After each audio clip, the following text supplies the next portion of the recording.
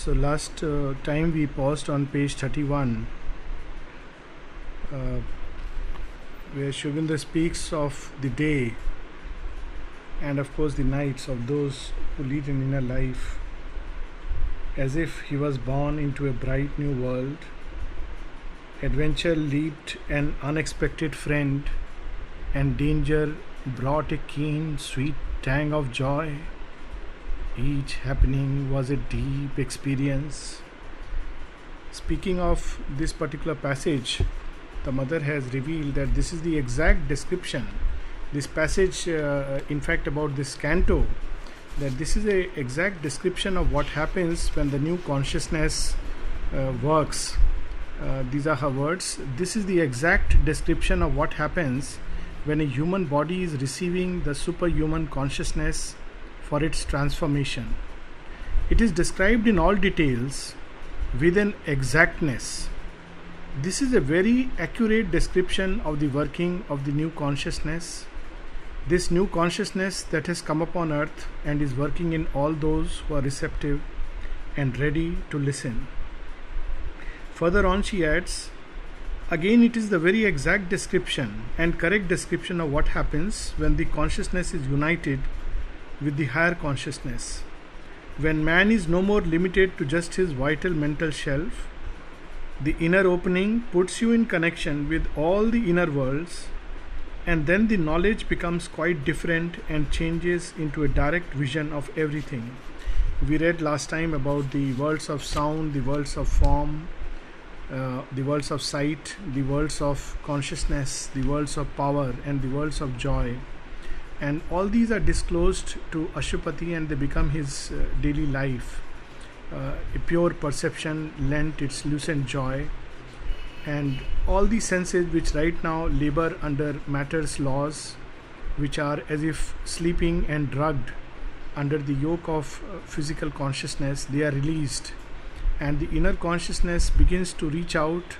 It develops other means of knowing and understanding, other ways of feeling and responding to the challenges of the world.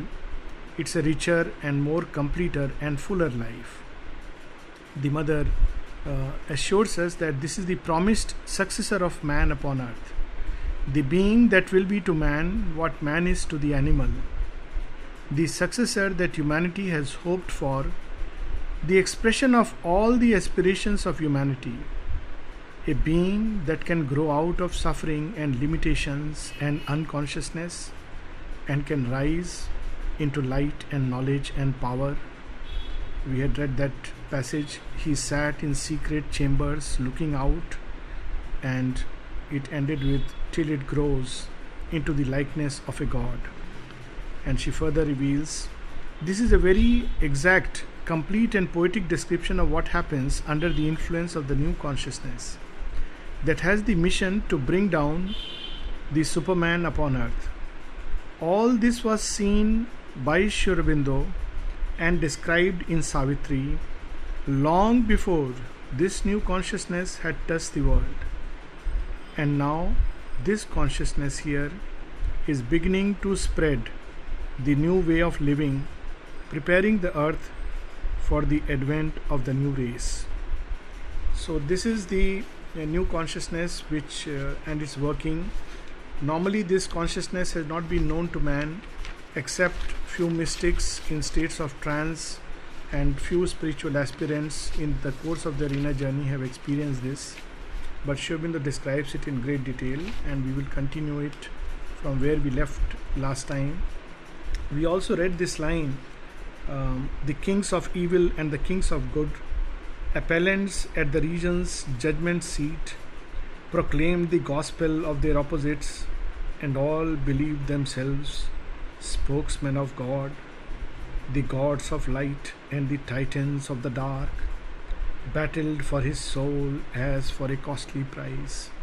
So the mother had this to comment over this particular passage, that one of the first results of entering into a greater consciousness is a struggle between the forces of darkness and light, because the instrument has become enlarged, its field and scope has become enlarged. So both kinds of consciousness, and forces and energies and beings come and begin to whisper, because both of them want to seize the instrument for their own enjoyment and work. So we'll continue from page 31.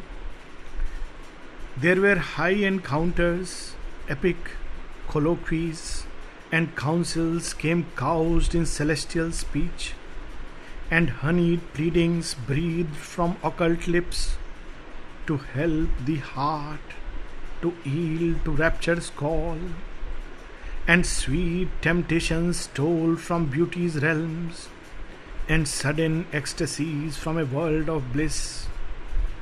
It was a reign of wonder and delight. These wonderful worlds, of which we read a very summary description here, will be described in great detail and at great length in Book 2, the Book of the Traveller of the Worlds, and their possibilities described further at great length in Book 1, Canto 5, with the Yoga of the King in its second part, the Spirit's Freedom and Greatness. But right now, Ashupati is just crossing these worlds towards his goal of uniting with the Supreme Consciousness. This particular passage we just read reminds me of a couple of very interesting anecdotes. When Sri Aurobindo said once that, of which Krishna shall I say, one in whose arms I was, whose embrace was holding me day after day, night after night. He has written a beautiful aphorism also with regard to this, where he says, I almost became afraid of his embrace, because it won't seem to end. It was an infinite delight. And there are some very interesting anecdotes with the mother. We read these lines. There were high encounters, epic colloquies, where some little child went and offered a particular flower to mother. The flower's name is Datura, which is, the mother has given the name as Tapasya.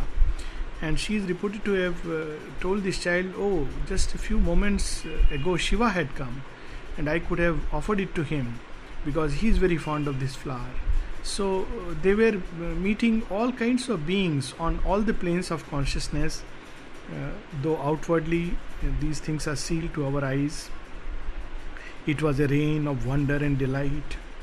All now his bright, clear audience could receive, a contact thrilled of mighty unknown things, awakened to new unearthly closenesses, the touch replied to subtle infinities, and with a silver cry of opening gates, sights, lightnings leaped into the invisible. So the gaze of Ashupati has grown powerful enough and concentrated enough to go deeper and deeper behind the physical veil, behind the matter's hedge, and look into the invisible, and worlds after worlds of wonder and delight, worlds after worlds of beauty and celestial charm, worlds after worlds of speech and sound that earth has never known, they begin to disclose themselves before him. Ever his consciousness and vision grew. They took an ampler sweep, a loftier flight. He passed the border marked for matter's rule, and passed the zone where thought replaces life. So this little summary glimpse, and Ashupati has passed beyond the world of forms. Matter, of course, here is not just the world of physical matter, but as we know that all the planes have some kind of matter. That is why there is a form there, and this matter is differently constituted. It's another kind of substance than the earthly ones, a substance much more plastic and progressively more and more luminous. In matter, this luminosity and plasticity is lost. It becomes rigid out here. He passed the border marked for matter's rule.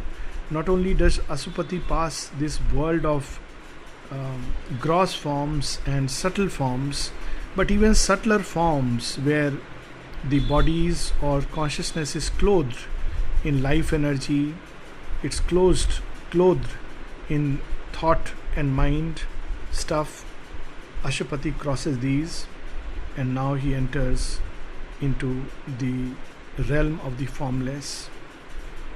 Out of this world of signs, suddenly he came into a silent self where world was not, and looked beyond into a nameless vast.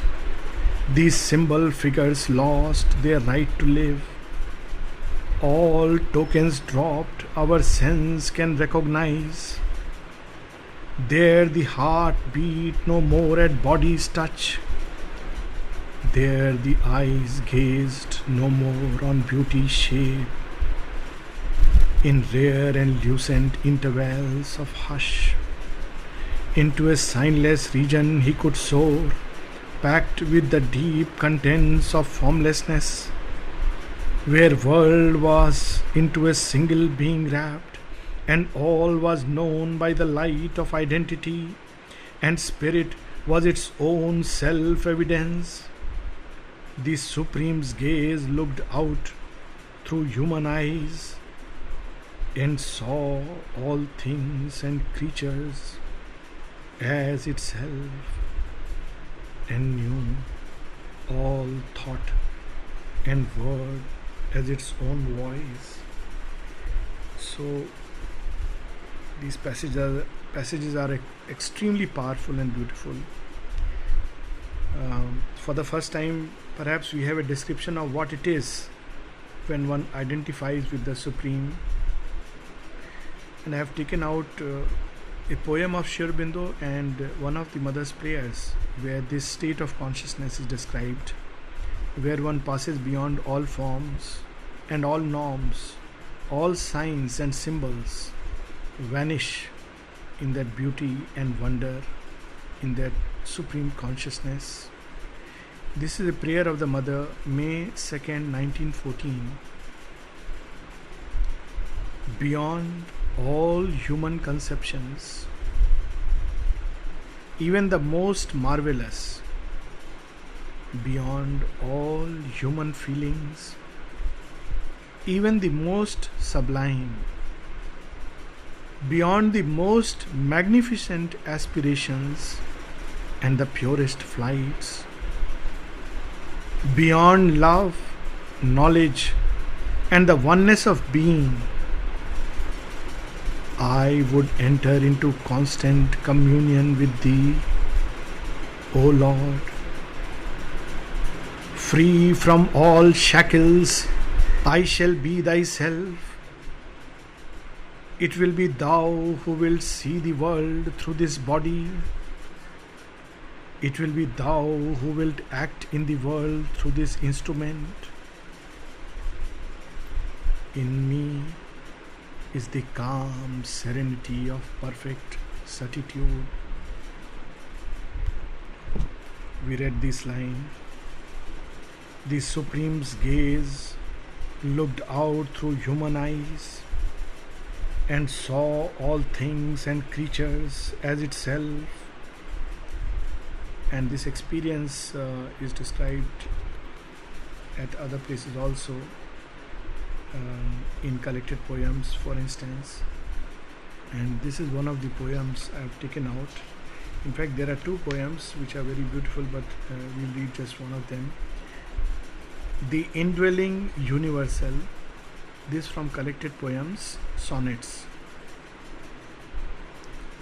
I contain the wide world in my soul's embrace. In me, Arcturus and Belphegor burn.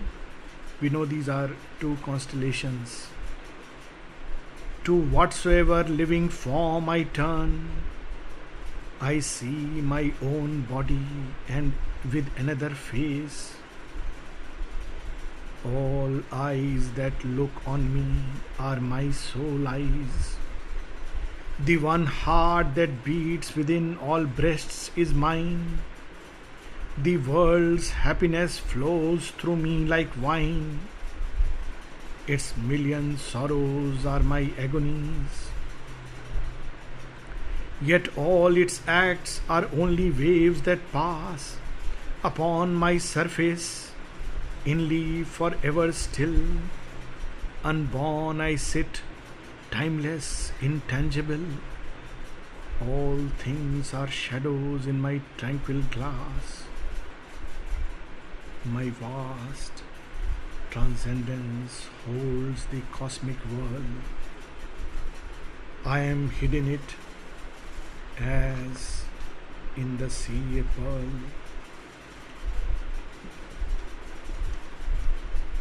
Because there is nothing to really say about this. We continue. Their unity is too close for search and clasp, and love is a yearning of the one for the one, and beauty is a sweet difference of the same, and oneness is the soul of multitude. There all the truths unite in a single truth, and all ideas rejoin reality. So it is not just the unity of life, the unity of mind, the unity of association, but it is utter oneness that comes when one unites with the Supreme, who is also the core and essence of everything that seems separate here. These experiences will be described in great detail in the next canto. There, knowing herself by her own termless self, wisdom supernal, wordless, absolute, sat uncompanioned in the eternal calm, all seeing, motionless, sovereign and alone. Their knowledge needs not words to embody idea. As we know that knowledge climbs from plane to plane, and in our human plane it needs words and thought. But as we climb, these words become subtler and subtler till it passes beyond word, beyond thought, beyond idea, to a self-knowledge, self-existent in the soul. Idea seeking a house in boundlessness, weary of its homeless immortality, asks not in thought's carved brilliant cell to rest, whose single window's clipped outlook on things sees only a little arc of God's vast sky. And then we have these very, very exceedingly beautiful lines. The boundless with the boundless their consorts. So not only one dwells in the self-existent boundlessness of the self, but each separate seeming is also boundless at its core, and one finds that there. While there, one can be wider than the world. We read these lines just now. Arcturus and Belphegor burn, and my being has grown wider than the world.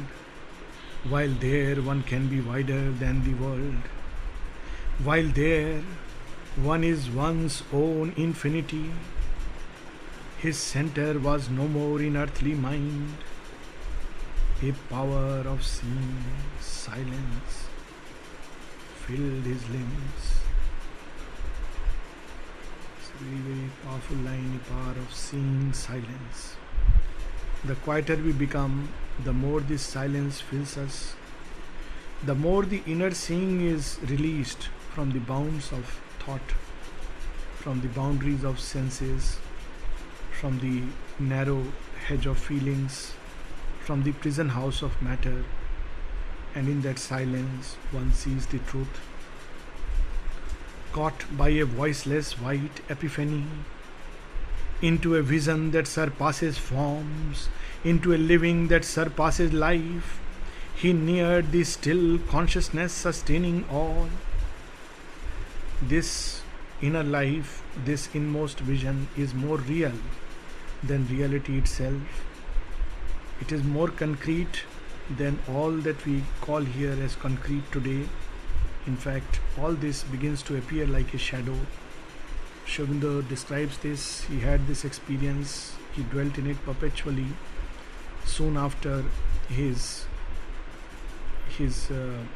experience of the silent self. And he says that he went to Bombay and the whole world was looking like a figure on a cinema screen, whereas his inner consciousness was dwelling in that state of vast calm and silence, caught by a voiceless white epiphany, into a vision that surpasses forms, into a living that surpasses life. He neared the still consciousness, sustaining all, the voice that only by speech can move the mind, became a silent knowledge in the soul. This knowledge is not even in the form of idea, but it's a knowledge that is self-existent and can pick up any thread of idea or any kind of thought to express itself. So it's a knowledge that is independent of idea and thought, yet can use thought and idea and reason to express itself.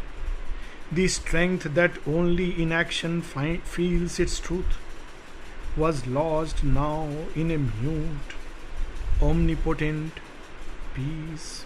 So their strength and calm are not contradictory to each other, but they mutually fulfill and support.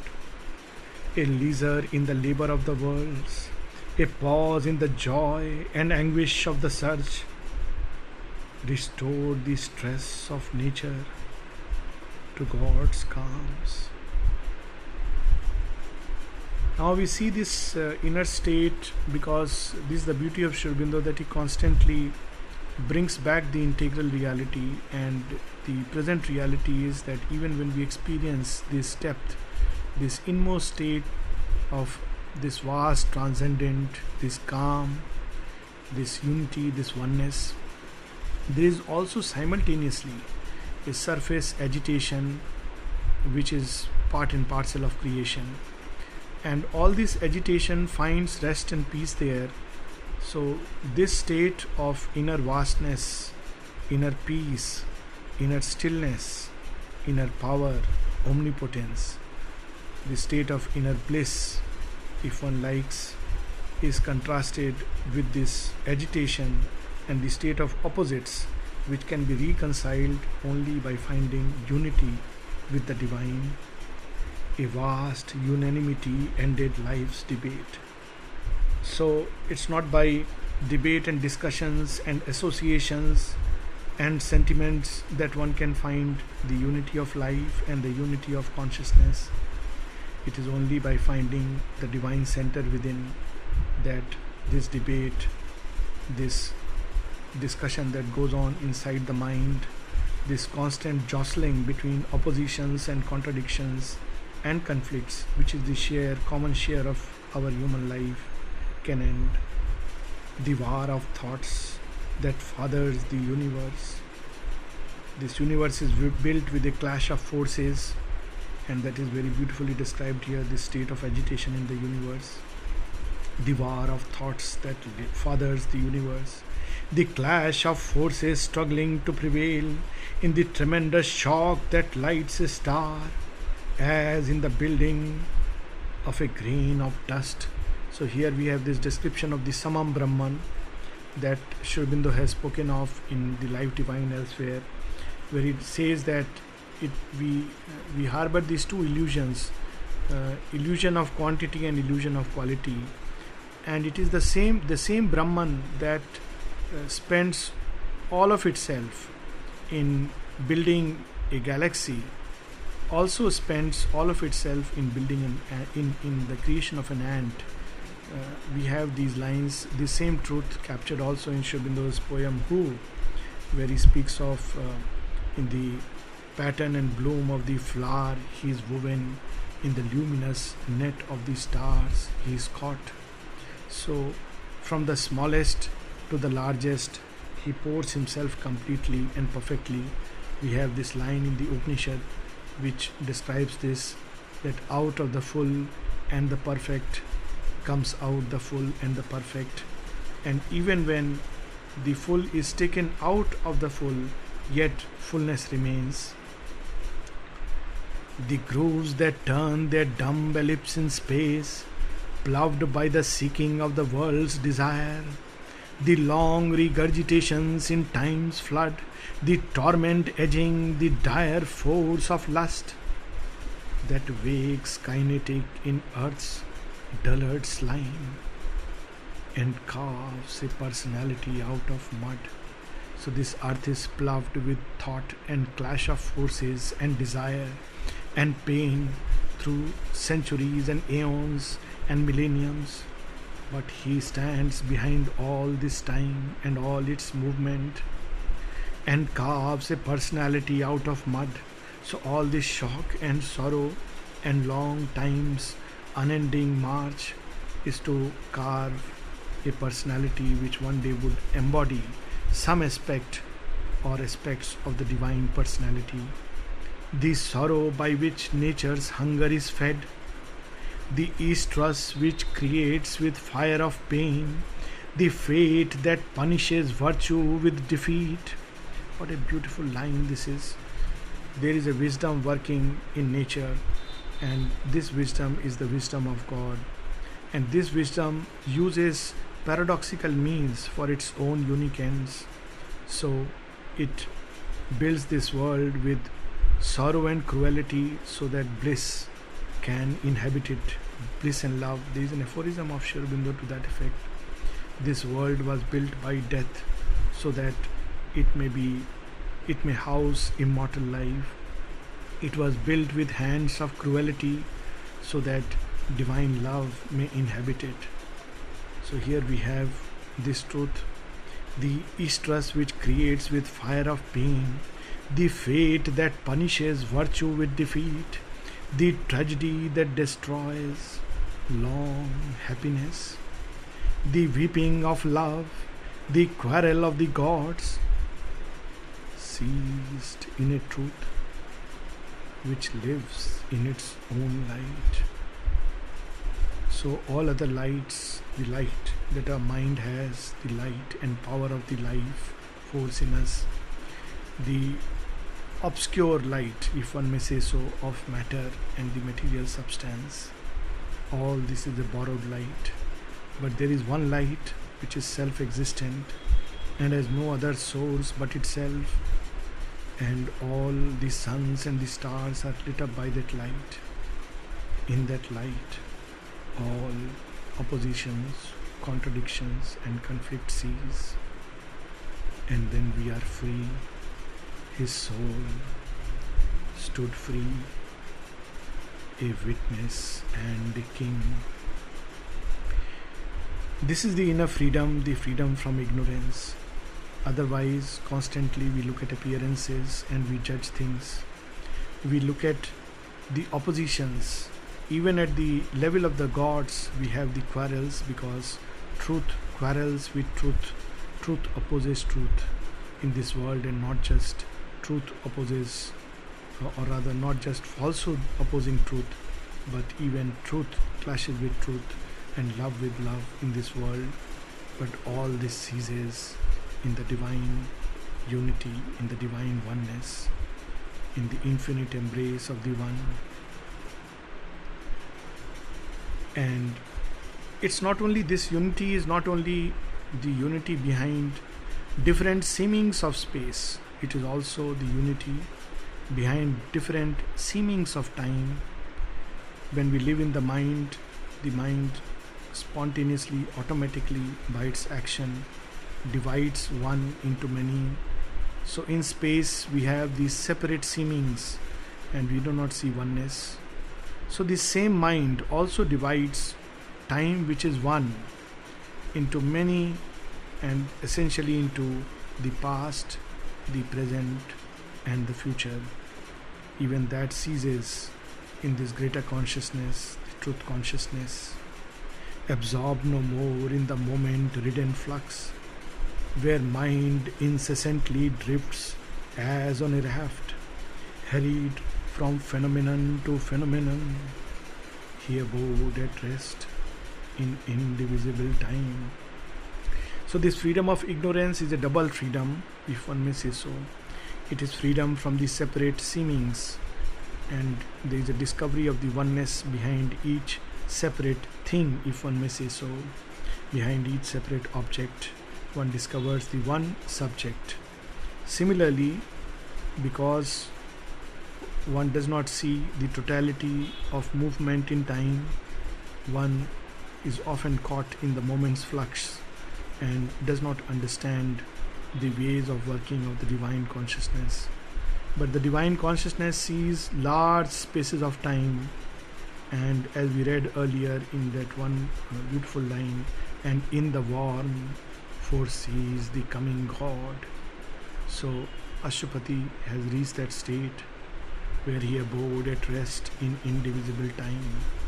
We know that even before coming to Pondicherry, Aurobindo was already experiencing this, what is called in ancient yoga as Trikala Drishti, the vision that sees the past, present and future in a single glance, in a single sweep.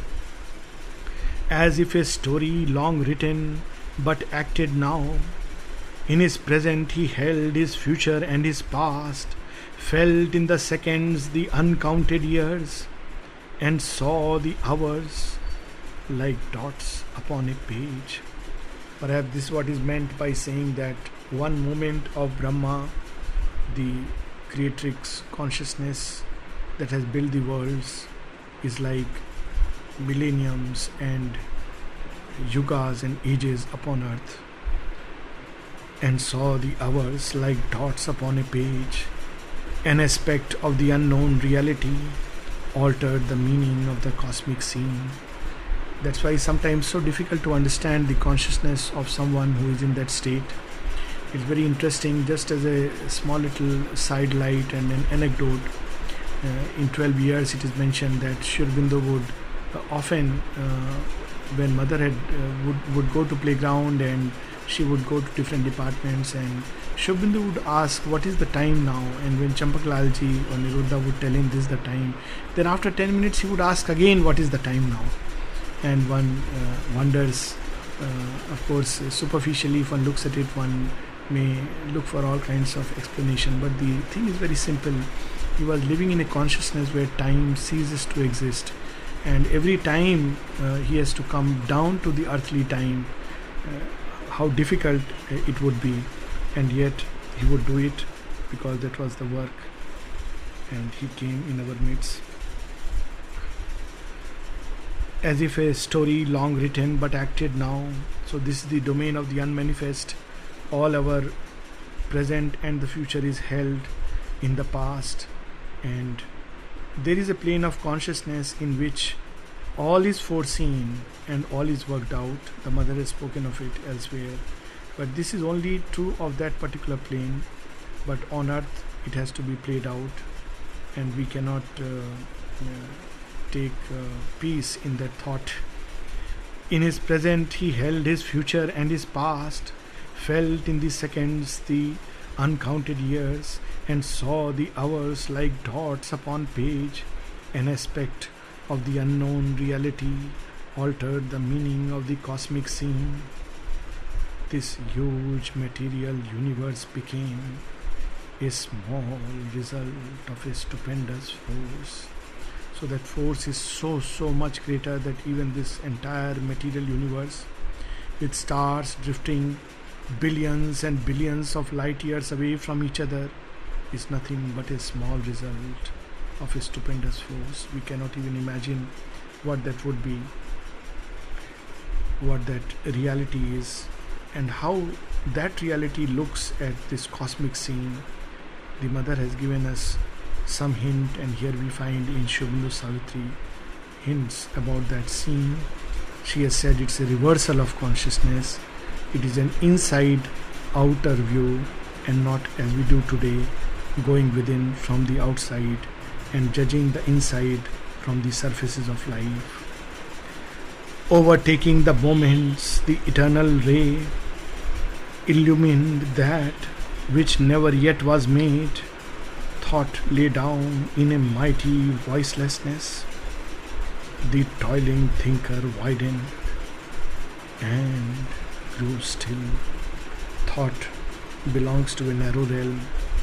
Above thought there are realms of revelation and sight, and above revelation and sight there are realms of idea, and above that there is a voiceless hush where all is known forever, and the past which is yet to come is illumined in that state.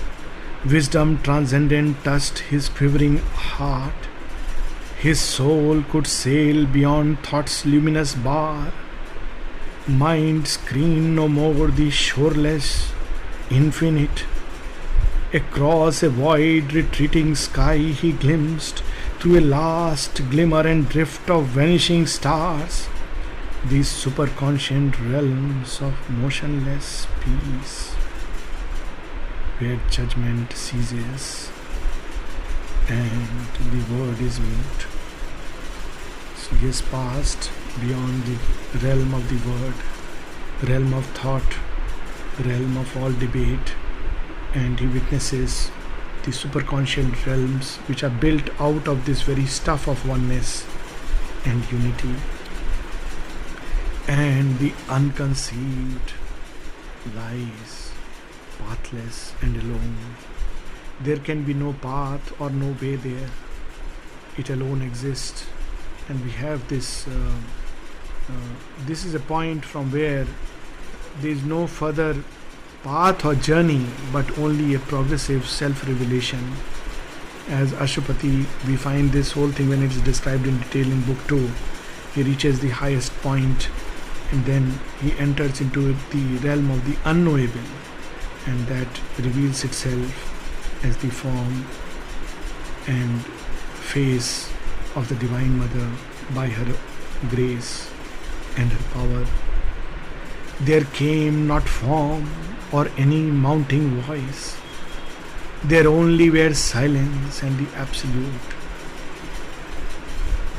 Now we see the first psycho-spiritual change that Ashupati undergoes as a result of this inner union, as a result of this inner state, the state of identification with the Supreme, who is the core and essence of everything. Out of that stillness, mind newborn arose and woke to truths once inexpressible, and forms appeared dumbly significant, a seen thought, a self-revealing voice. He knew the source from which his spirit came. Movement was married to the immobile vast. He plunged his roots into the infinite. He based his life upon eternity. So this is the first change. The change that comes when the ego sense loses itself and we are no more centered in earthly mind, but we are centered and base our life upon the eternal, the infinite, and then there is no limits to which the mind can develop and grow into increasing grades of luminosity, and there is no limit to the life, to the growth and progress of life out of life into the ocean of super life, a seeing thought, a self-revealing voice. He knew the source from which his spirit came. Movement was married to the immobile vast, just as in an ocean giant waves leap and collapse, and yet in the depths there is vast silence, stillness and power. He plunged his roots into the infinite. He based his life upon eternity. I think though we have time, we will not go beyond this today. it's very interesting, very symbolic also, because we enter this week when we have two important events, interesting events. The mother's coming 29th March and Aurobindo arrival to Pondicherry on 4th April. And they are coming together to start a new yoga. Before coming, both had already realized this state of inner unity with the Supreme, with the Divine Consciousness, and they embarked themselves together to build a new age and a new adventure. So in a way we pause here, and in a way it also completes the yoga that Aurobindo had done. It gives a little glimpse into the yoga that Aurobindo had done before he came to Pondicherry. And what will follow is the further journey, which is of course a long and infinite adventure. We will close with this little poem, which is just below the poem The Indwelling Universal, and with that we'll pause and take up questions, if there are still questions. This poem is Bliss of Identity. All nature is taught in radiant ways to move. All beings are in myself embraced. O fiery, boundless heart of joy and love, how art thou beating in a mortal's breast? It is thy rapture flaming through my nerves, and all my cells and atoms thrill with thee. My body thy vessel is and only serves as a living wine cup of thy ecstasy. I am a center of thy golden light, and I its vast and vague circumference. Thou art my soul great, luminous and white, and thine my mind and will and glowing sense. My spirit's infinite breath I feel in me. My life is a throb of thy eternity.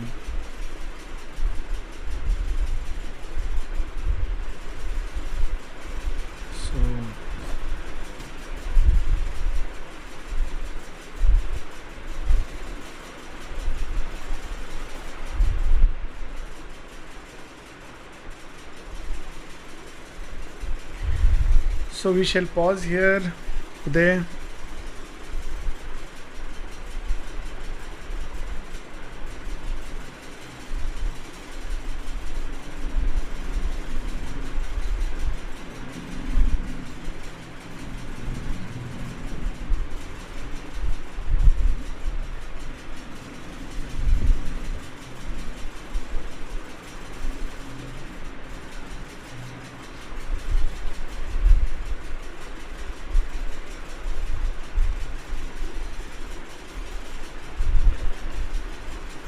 Yes.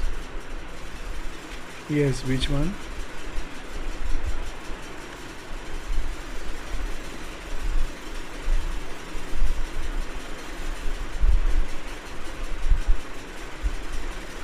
Yeah.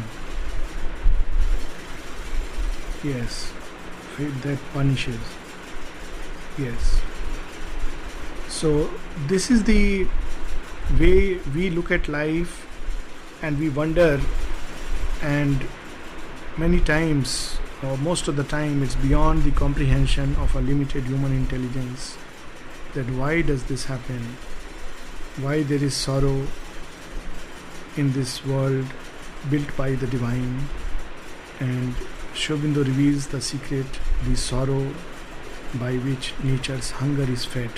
So what is nature's hunger? Nature's hunger is to find and reveal and express the infinite, but it cannot do so because it's constantly dealing with finite forms. So sorrow comes and releases us. Actually, what is sorrow? Sorrow is when something to which we were clinging passionately or desperately, that is taken away from us. Now, very interestingly, looked at from another point of view, it is the falling of one more scale or one more limit or one more attachment, if you like, but we call it sorrow, yet it feeds nature's hunger, and we have a deeper longing and a deeper striving. There is a little story, if I may share, which reveals this, how this ceases. So I don't know whether it's a true story or a symbolic story, but I guess it's true. The queen of the second Mughal king, Mumtaz, she was a very wise woman, and in her own right she was a mystic and a yogi. And it is said that she had a very very precious aina, mirror, which was built in China and brought from there. And one day, one of her attendants, she was cleaning it, and it fell down and broke. So she was, this attendant felt that, my God, it's such a precious thing, and I am going to be today punished. She was new perhaps, and she did know the queen's generous heart and her wisdom. And so, full of fear, she went and said, "Oh queen, the mirror that had come from China, that is broken." And the queen lifted up and remarked, "Oh, is that so? One more bond of attachment gone." So you see this sorrow which feeds nature's hunger. If we never had the experience of sorrow in life, we would always be satisfied with the limited. But precisely because the limited is taken away, we feel the goal recedes one more step, and by that we grow in consciousness and we grow in our capacity for delight. Similarly, we have the estrus, which creates with fire of pain. Of course, this is a direct reference to all labor, all creation at a very animal level, that it is through estrus and through the pain of estrus that creation proceeds, because all creation is conceived within narrow limits, and then it grows and expands. That's the very nature of life. Now, expansion means that those narrow limits which were built around it, they have to break down, and it creates a sense of pain, a sense of friction, and yet without it, creation could not be. If a seed had to tell its story, it would speak, in these terms that, I was buried inside and I was fed with darkness, and eventually I had to break through the crust, and it pained and pained till finally it bloomed. So this is the very base. This is the very process of creation. And in one short line, Aurobindo has summarized it. He'll elaborate it at great length in the Book of Fate, and the fate that punishes virtue with defeat. So very often we feel that this world is built on the way human beings conceive justice, that a good man must always succeed in all endeavors and an honest man must prosper. But very often God plans otherwise, and we have this classic story of the Mahabharata itself, that Yudhishthira and the Pandavas, they are supposed to be a paragon of virtues and truthfulness and kindness and strength, and in every way they deserve a better fate. But all the time, even when with great labor and difficulty they have built a kingdom and turned it into a prosperous one, it is stolen away and taken away from them by cheat and deceit. So one wonders that why is it that these people who were so virtuous had to face defeat. But if we look at it from another point of view, if we look at the story only from a short angle of vision and only at one moment of time, then we don't understand it. But centuries and millenniums pass, and we realize today that Pandavas are etched out immortally in the history of Indian thought. It is the Itihasas, and they are etched out in its history and memory as the examples to be followed. And Krishna is always with them, the Lord and their mentor, precisely because they have to become instruments of a greater work and a greater design. And Aurobindo hints at it in the essays on the Gita also. He says that the way of the Lord of the Gita with Arjuna in the Mahabharata is typical of the divine dealings with our humanity. That whenever the doers of the work have to be prepared and undergo the ordeals that are necessary to prepare them for the work, the divine is not seen there. but at every crucial moment his hand is felt, and he pulls them out of just that crucial little, just when they are about on the edge. Now this is needed for the preparation of the instrument, which has to be kneaded and molded through many experiences. So this thing is beautifully summarized here: the fate that punishes virtue with defeat. So all this, the tragedy that destroys long happiness. Now this is again so that we can rebuild ourselves in a greater delight. Otherwise, if everything remains always happy in life, in one of the places the mother says that pleasure is a much more deceptive thing than pain, because one can be trapped by it. The weeping of love, the quarrel of the gods, they cease when one has found that truth which lives in its own light. So till then this journey and this conflict cannot cease. So this is what he is hinting at in these lines.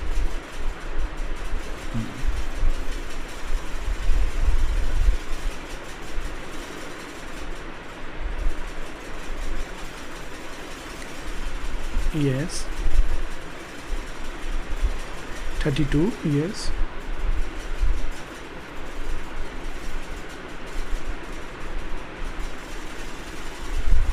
Yes.